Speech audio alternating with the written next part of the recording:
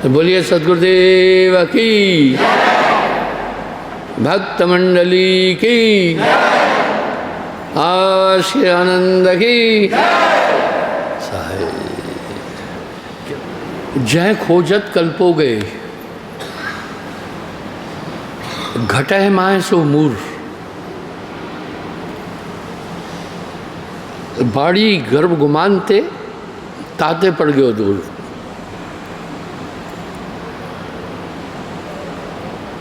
जिस परमात्मा की खोज मनुष्य अनादिकाल से कर रहा है, वो आपके अंदर है। ठिकाना पक्का मिल रहा है। आप किसी अनजान जगह पर जाते हैं तो रास्ता पूछते हैं कि भाई रांझणी का कौन सा रास्ता है। आपको कोई आदमी बताता है यहाँ से सीधे जा कर के राइट हैंड पर मुड़ जाना, 1.25 किलोमीटर पर आश्रम है। आप उतने कंफर्म नहीं हो पाते हैं शायद। आप फिर किसी और से भी पूछते हैं। ऐसा होता है सबके साथ कि भाई रांझणी का रास्ता किधर है। जब भी वो आपको फिर बताते हैं सीधा जाकर राइट हैंड पर मुड़ जाना, मेन रोड से 1.25 किलोमीटर पर रांझणी। तो आप कंफर्म हो जाते हैं।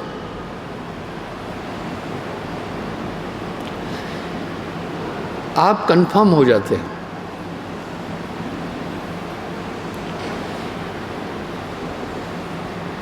कि रास्ता उसने भी यही बताया, इसने भी यही बताया। अब मुझे एक बात ध्यान में आ गई। एक बार यहाँ से यात्रा में गुरुदेव के जन्मदिन के लिए ले जा रहा था जम्मू से। हजारों लोग थे, कई गाड़ियाँ थी।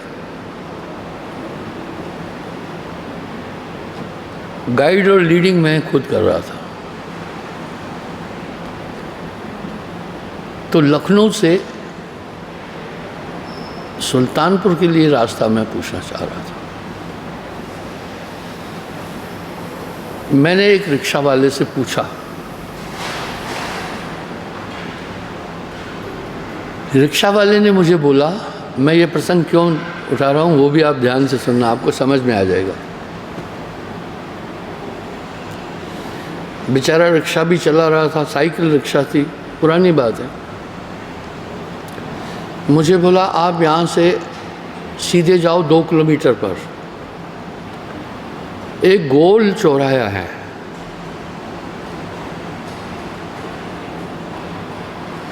आप वहाँ किसी से पूछना मत।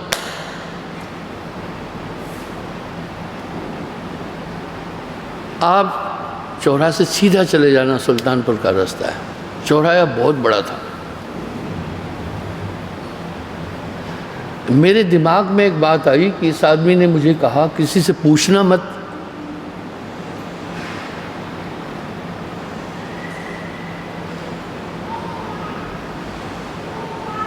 आगे जब चौराहा आया, वहाँ मैं खड़े होकर एक आदमी से पूछा, आपके साथ जो बातें मैं शेयर कर रहा हूँ सच्ची है, प्रैक्टिकल है। मैंने पूछा भाई सुल्तानपुर के लिए रास्ता? बोला हाँ, दाहिने मुड़ जाओ। इतने में 2-3 आदमी और आ गए। उन्होंने कहा, मैं पूछा सुल्तानपुर कहाँ जाना है? मैंने कहा बोला दाहिने घूम जाओ। मैंने दिल में सोचा रिक्शे वाले ने मुझे गलत रास्ता क्यों बताया और साथ में मुझे हिदायत दी बाबूजी वहाँ किसी से पूछना मत, तो डाउट हुआ।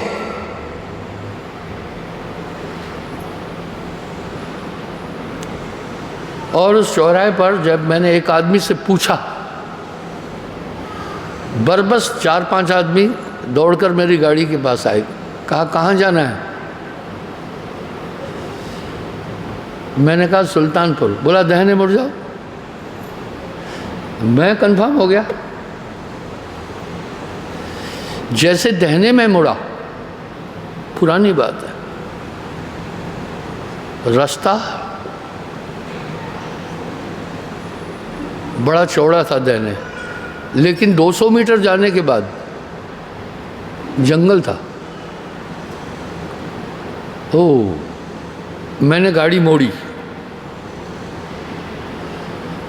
वहाँ राहजनी होती थी, लूटते थे। समझ में आया मुझे क्यों कहा रिक्शा वाले ने किसी से नहीं पूछना। वो जानता था ये बात, इसलिए रास्ता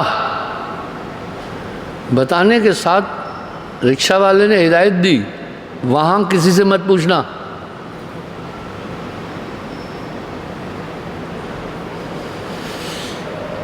रिक्शे वाले ने सही बोला था। वहाँ जो 4-5 आदमी खड़े थे, एजेंट थे उन्हीं डाकुओं के, और अक्सर लोग वहाँ भटक जाते थे और वो लूटते थे वहाँ। आपको यथार्थ बता रहा हूँ। ये उपमा क्यों दी? परमात्मा का रास्ता बहुत बताने वाले हैं, अपने हितों के लिए, अपने स्वार्थ के लिए। इस पर एक बड़ा सुंदर शब्द है ब्रह्मानंद जी का, नाना पंथ जगत में निज निज गुण गावे। सब अपनी ओर खींचने की कोशिश करते हैं, पर सबका सार बताकर गुरु मार्ग लावे। मैं उस रास्ते का उदाहरण क्यों दिया? इंसान भटक रहा है इसी तरह परमात्मा की खोज में। वस्तु कहीं, भाई चीज़ कहीं हो, और ढूंढे कहीं।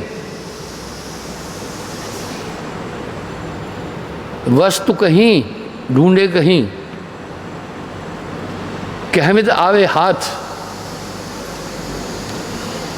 कहे कबीर भेदी लियो तो पल में देत लखा। अगर भेदी मिल जाएगा पल में बता देगा। हमें परमात्मा का रास्ता जानना है, कहाँ रह रहा है। हम उससे मिलना चाहते हैं। क्यों?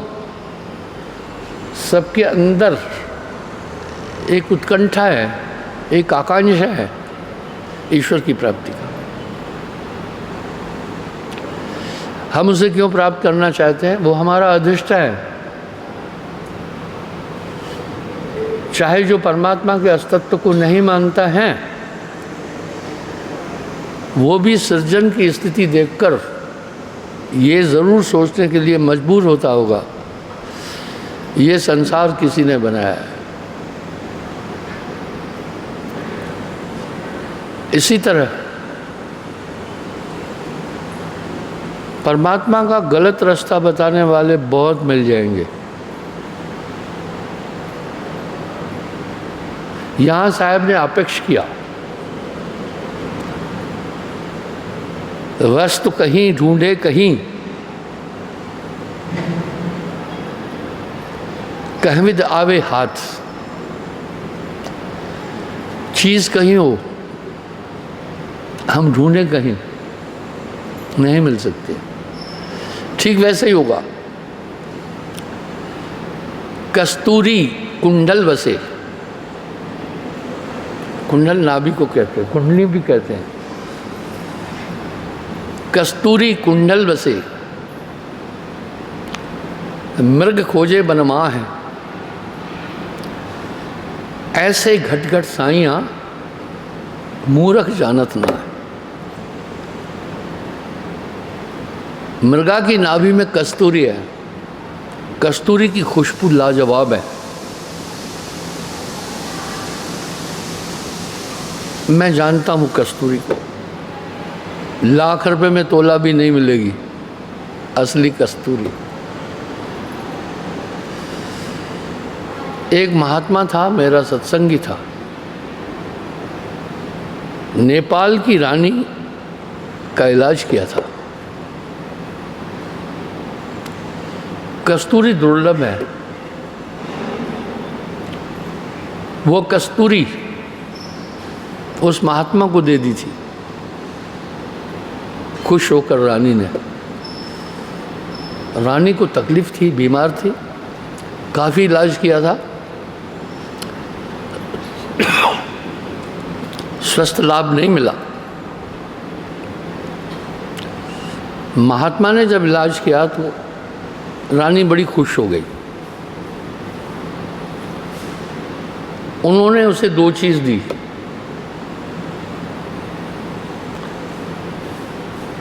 एक कस्तूरी दी, एक शेर की खाल दी। बाबा दोनों लेकर मेरे पास आया। मैं कहा भाई शेर की खाल हम नहीं लेंगे। बोला ये इस पर बैठकर, ये कोमल होती है आराम से, कुछ मृगशाला पर बैठते हैं। मैं कहा नहीं, जानवर की खाल पर हम नहीं बैठेंगे, ये आप ले जाओ, हम नहीं लेंगे। अब कस्तूरी ले लूँगा। उसने मुझे पहले ब्रीफ किया कि दोनों बहुत कीमती चीज़ें हैं। शेर की खाल 4-5 लाख रुपए की थी, कस्तूरी तो अमूल्य है। मैं कहा शेर की खाल नहीं लेंगे। जब उसने मुझे कस्तूरी दी, 5 पन्नियों में बंद थी,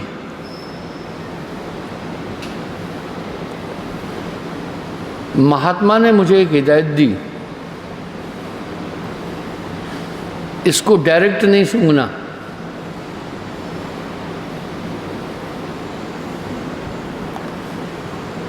डायरेक्ट नहीं सूंघना, बहुत गर्म होती है ये, आपके मस्तिष्क से खून आ जाएगा। हिदायत भी दी महात्मा ने। 5 पन्नियों के अंदर था वो कस्तूरी। मैंने वो कस्तूरी लाखों लोगों को दिखाई, उसकी खुशबू। जिन्होंने अनुभव किया वो हाथ खड़ा करना। चलो यहाँ भी बैठे हैं कुछ। उसका गुण था, मैं सिर्फ खोला तो नहीं, उन पन्नियों से हाथ में पकड़ता था।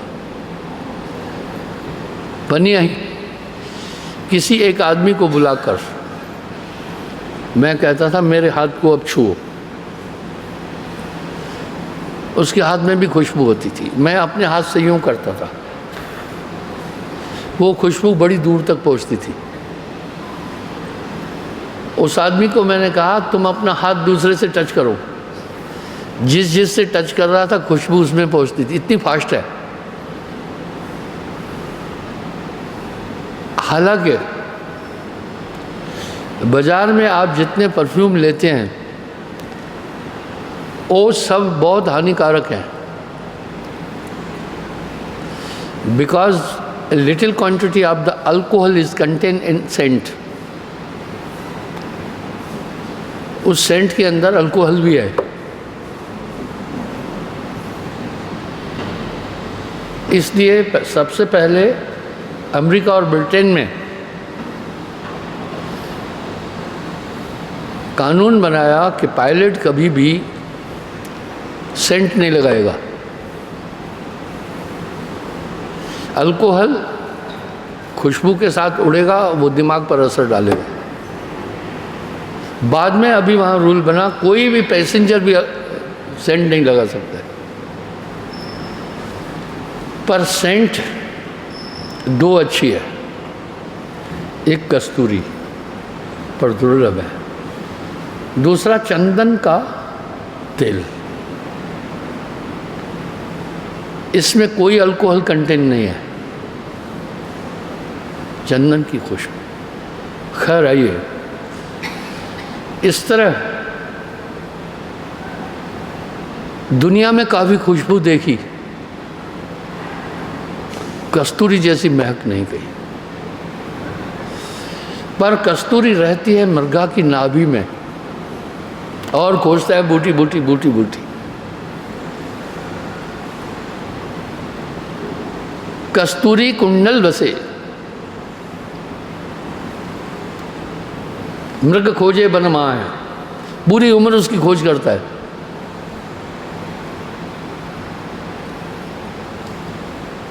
एक एक बूटी सूंघता है और मर जाता है। कस्तूरी उलट सुगंध नाभ की लीनी, मन को भ्रम मिटायो। वो तो उसकी नाभि में है। ये परमात्मा को क्यों ढूंढ रहा है इधर उधर? किसका दिशा निर्देश है ये? गलत खोज कर रहा है।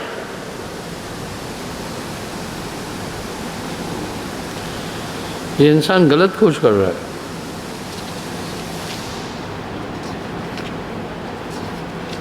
हमें पहले जानना है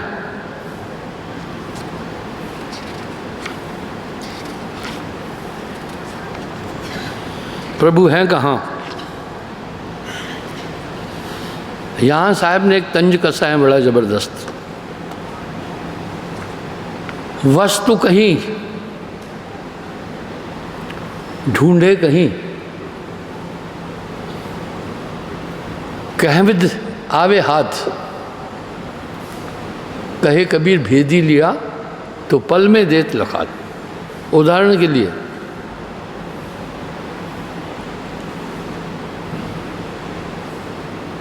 मेरे कमरे में सुई भी रखी थी, कभी कभी सुई की ज़रूरत पड़ती। मैं 2 घंटे ढूंढ ढूंढ कर थक गया, सुई नहीं मिली।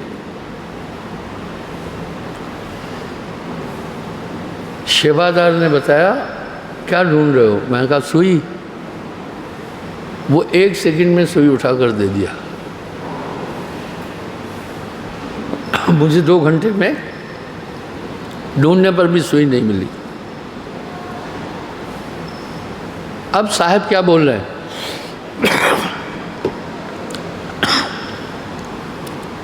कोटि जन्म का पंथ था, एक जन्म का नहीं। कोटि जन्म का पंथ था, गुरु पल में दिया लखा है।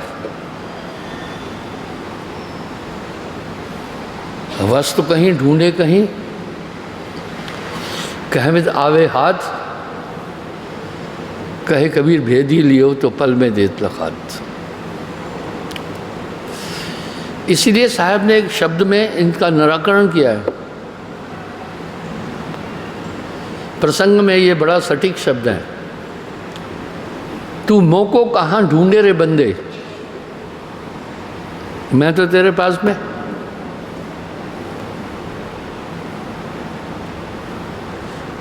ना मैं जप में, ना मैं तप में, नहीं योग उपवास में।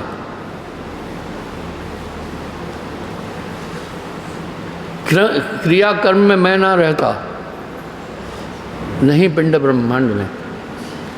ना मैं वन में, नहीं बस्ती में। ना मैं जल में, नहीं थल में, नहीं पवन आकाश में नहीं हूँ। आगे क्या बोल रहे हैं? ना मैं काशी, ना मैं मथुरा, वहाँ भी नहीं। ना काबे कैलाश में।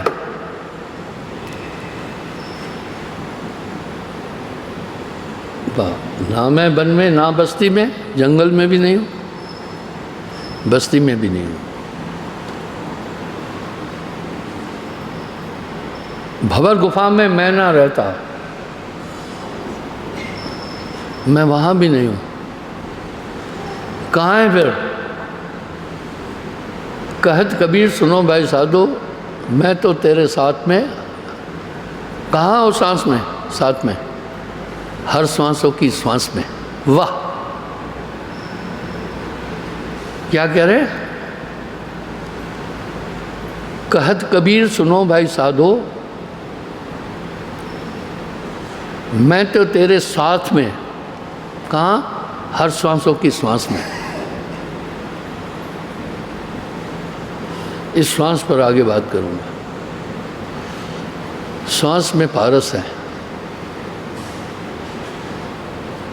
आगे फिर पुष्टि कर रहे हैं, श्वास सूरत के मध्य में कभी न न्यारा होए। श्वास और ध्यान के मध्य में रह रहा है। हम सब जानते श्वासाओं का महत्व। कहत कबीर सुनो भाई साधो, हर श्वासों की श्वास में हरदम तेरे साथ। पता मिल रहा है, ठीक है। आगे क्या कह रहे हैं?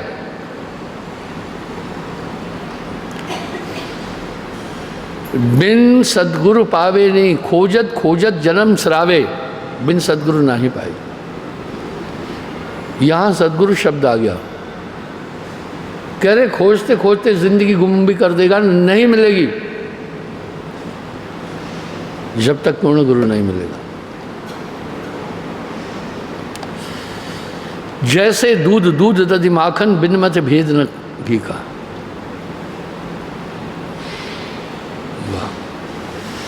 दूध में सर्वत्र घी है।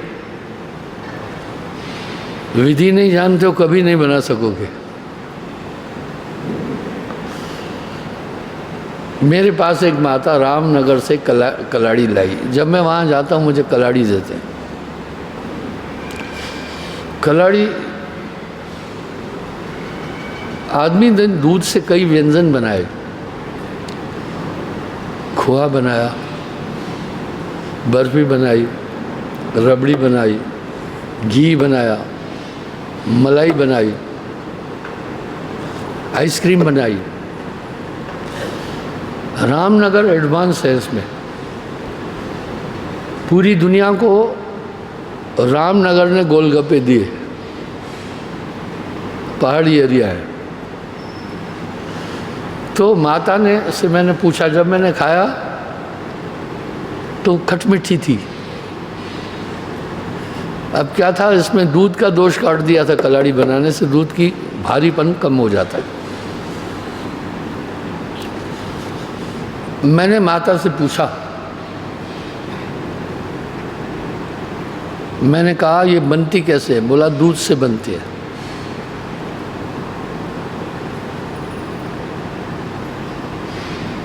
कोसा थोड़ा दूध हो, दही डाल के फेंटते हैं। इसमें जो कलाड़ी बनाना जानता है हाथ खड़ा करें।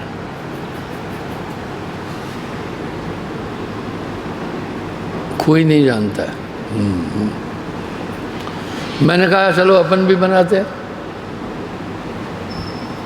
मैंने दूध थोड़ा गर्म किया, उसमें मैंने थोड़ी दही डाली। जैसे यूँ किया फट गया। मैंने कहा ये माता ने तो अटपटा मुझे रास्ता बता दिया। अगली बार गया, मैंने कहा माता मेरे सामने बैठ के बना। जो तुमने फार्मूला बताया था उससे तो बनी नहीं। अधूरी जानकारी से काम नहीं होगा। अगर हम इतना जान जाएं प्रभु अपने अंदर है, इससे नहीं मिलने वाला है। सिर्फ इससे नहीं मिलने वाला है। हमें पूरी जानकारी चाहिए। उसने मेरे सामने बनाया, हाथ बड़ी स्टाइल से यूं फेंट रही थी उसके अंदर। मैंने दूध देखा, नॉर्मल सा गर्म था। मेरा दूध थोड़ा ज़्यादा गर्म था। टेक्निक ये थी, उसने यूं यूं यूं किया, एक पतले कपड़े पर रखी। बोला गुरुजी उसी समय नहीं बनती है कलाड़ी। उन कपड़ों पर रखती गई, कपड़ा ढकती गई। फिर बोला गुरुजी इसको एक दिन ठंडक में रखना है, असेंबल होगी तब कलाड़ी में चौर होगी। वाह! परमात्मा का पता तो मिल रहा है, अपने अंदर है, इतना जानने से नहीं काम बनेगा। इतना जानने से काम नहीं बनेगा, एक परफेक्ट मास्टर की ज़रूरत है। The realisation of the almighty one is not possible without perfect master. वाह! एक पूरे गुरु के बिना हम परमात्म तत्व को अपने अंदर नहीं जान सकते हैं, इसलिए गुरु का महत्व है। यूं तो घट घट साइयाँ हर एक के पास है, संतन करी पुकार, पर बलिहारी उस घट की, जा घट प्रगट हुए, प्रगट करना है। दूध में सर्वत्र घी है, घी से हम पूड़ी बनाते हैं, तड़का बनाते हैं, दिया जलाते हैं, कई काम करते हैं, लेकिन कोई कहे दूध से हम दिया जलाएं, नहीं जलेगा।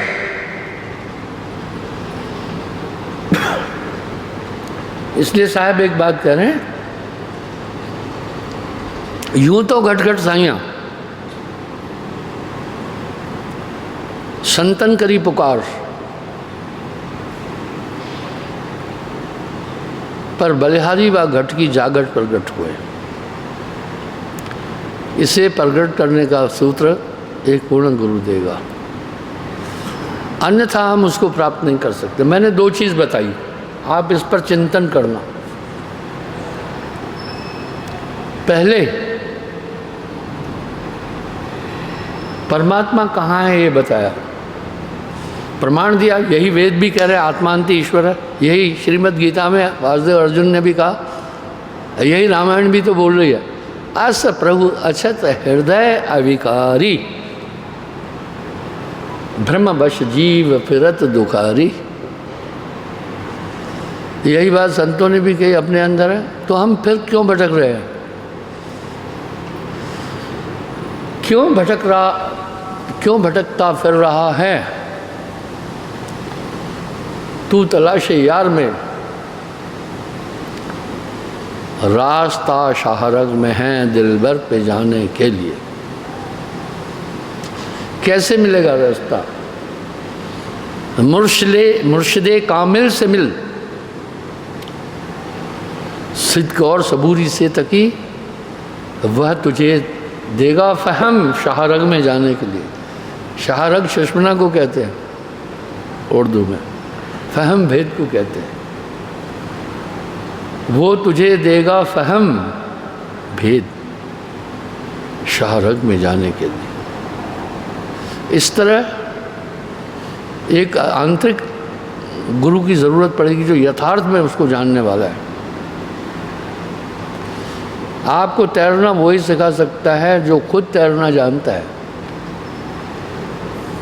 आपको गाड़ी चलाना वही सिखा सकता है जो गाड़ी चलाना खुद जानता है। आपको कोई भी कला वो सिखा सकता है जो खुद जानता है या किसी से देख कर सीखे। जानना कई प्रकार का है। एक बार एक बाजीगर बाजी दिखा रहा था गांव में, वो चाकू ऊपर फेंकता था और चाकू की मूठ अपने मुंह में लेता था। लोग तालियां बजा रहे थे कि चाकू हवा में फेंक दिया और उसकी मूठ उसने मुंह में पकड़ा। इतने में एक लड़का उठा, बकरी चराता था। उसने कहा, कौन सी बड़ी बात है, आपने तो चाकू ऊपर फेंका, चाकू की मूठ मुंह में ली, मैं तो नोक ले लूँगा। लड़के ने कहा, मैं तो अगली वाली जो नोक है वो लूँगा मुंह में, आपने तो उसका हत्था लिया। लड़के ने बाजीगर को कहा, ये कौन सी बड़ी बात है, आप चाकू फेंककर मूठ पकड़ रहे हैं, मूठ से, मैं नोक से पकड़ूंगा। चैलेंज किया उसने, लोगों ने भी सुना। बाजीगर ने कहा करके दिखाओ। लड़के ने चाकू ऊपर फेंका और नोक से पकड़ा।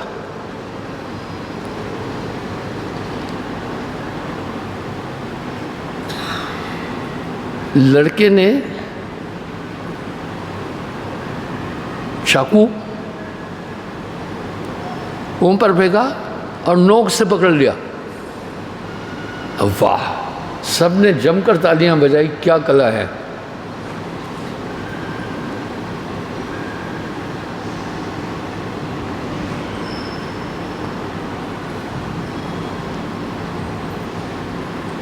सबने खूब तालियां बजाई,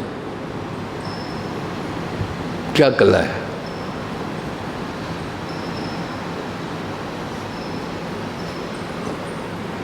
यह है चाकू की नोक, यह है मूठ। क्यों मुट्ठी में पकड़ते हैं, इसको मूठ कहते हैं। ताली बजाई सबने, बाजीगर ने भी ताली लगाई, बोला वाह क्या कला है। कहाँ से सीखे, किसने सिखाया? उसने कहा कोई नहीं सिखाया, मैं खुद सीखा। बोला गुरु कौन था जो ये चीज़ सिखाई? बोला कोई नहीं। बोला नहीं, मैं तुमसे फिर भी पूछ रहा हूँ, ये कला किससे सीखी? उसने कहा कोई नहीं सिखाया, मैं खुद से। बोला अब की बार फेंक। जब अब की बार फेंकी तो चाकू लड़के के गले में नीचे उतर गया, बाहर आ गया, मरना था अभी।